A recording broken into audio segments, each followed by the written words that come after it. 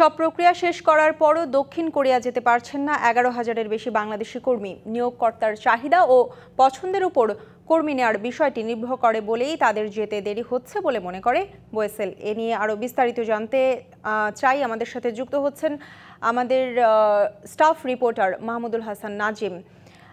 নাজিম, আপনার কাছে জানতে চাই যে 11,000-এর বেশি বাংলাদেশি কর্মীকে দক্ষিণ কোরিয়ায় পাঠাতে দেরি হচ্ছে, জটিলতা আসলে কোথায়? এই সেটা আপনাকে ধন্যবাদ। আসলে যে 11,000 যে বাংলাদেশি কর্মী পাঠাতে দেরি হচ্ছে সেটি মূলত হচ্ছে কোরিয়ার যে কোম্পানিগুলো রয়েছে সেই কোম্পানিদের চাহিদার উপর এটি কিন্তু নির্ভরশীল করেছে। বিশেষ করে বিগত দিনে যারা দক্ষিণ কোরিয়া গিয়েছিল তাদের আচরণগত কারণ সেটি হচ্ছে কোম্পানির বদল করার কারণে, পরিবর্তন করার কারণে কিন্তু যে দক্ষিণ কোরিয়ার যে সরকার রয়েছে তারা অনেক টাকা খরচ করে তাদেরকে নিয়ে যাওয়া হচ্ছে, যার কারণে তারা কোম্পানি বদল করার কারণে কিন্তু বাংলাদেশের দিকে যে কর্মী নেওয়ার বিষয়টা দিনে দিনে কিন্তু এটা কমে আসছে। পাশাপাশি তারা দক্ষিণ কোরিয়ার যে সরকার আছে তারা কিন্তু অন্য দেশ থেকে বাংলাদেশ সহ 16টি দেশ থেকে তারা কিন্তু জনশক্তি রপ্তানি করে থাকে, এর মধ্যে হচ্ছে বাংলাদেশ। তো বাংলাদেশের কোটা যে 2020 সাল থেকে শুরু করে 2024 সাল পর্যন্ত কিন্তু কোটা বাড়িয়েছে প্রায় 10,000 উপরে।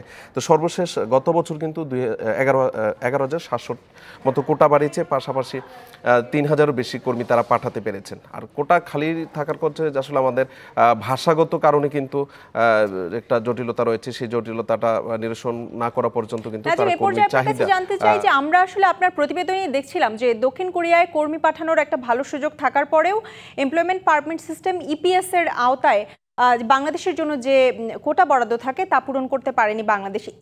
এটা কেন হলো? মাঠের অলরাউন্ডার আমি আর ঘরের allrounder Tylox. Tylox toilet cleaner, clean মানেই টাইলক্স। নাজিম, আপনি কি আমার কথা নিশ্চয়ই শুনতে পাচ্ছেন? বাংলাদেশের জন্য যে একটা কোটা বরাদ্দ ছিল সেই কোটা কেন বাংলাদেশ পূরণ করতে পারেনি? আসলে কোটা বরাদ্দের বিষয়টি হচ্ছে বাংলাদেশ থেকে ভাষাগত যখন দক্ষতা, যার মানে দক্ষিণ কোরিয়ার সরকার যখন তাদের কর্মী বাছাইয়ের ক্ষেত্রে সেই ক্ষেত্রে তাদের মানে যারা প্রশিক্ষণ নিচ্ছে সেই প্রশিক্ষণ নেওয়ার পরে কিন্তু তারা তাদের কাছ থেকে যে কর্মীর চাহিদা চাওয়া হয়, তো যখন যোগ্য কোনো কর্মী পাওয়া যাচ্ছে না তখনই কিন্তু এই কোটাগুলো খালি থাকছে। তো খালি থাকার কারণেই কিন্তু অন্য দেশ থেকে নেওয়ার কারণে কিন্তু বাংলাদেশের কর্মীদের নেওয়াটার অনেকটা চাপ থাকতেছে। সেই ক্ষেত্রে কিন্তু বাংলাদেশ সহ 16টি দেশ থেকে কিন্তু দক্ষিণ কোরিয়া সরকার কর্মী নিয়ে থাকে। নাজিম, সেক্ষেত্রে কি এই জটিলতা নিরসনে সংশ্লিষ্ট কর্তৃপক্ষের পক্ষ থেকে কোনো উদ্যোগ নেওয়া হচ্ছে কিনা?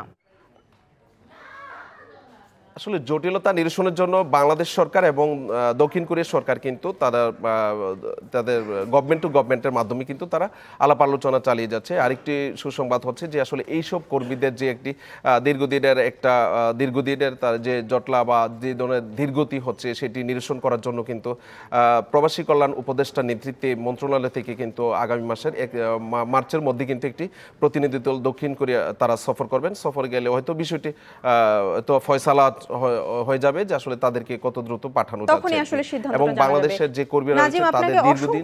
ধন্যবাদ আমাদের সাথে যুক্ত হয়ে আমাদের বিস্তারিত জানানোর জন্য।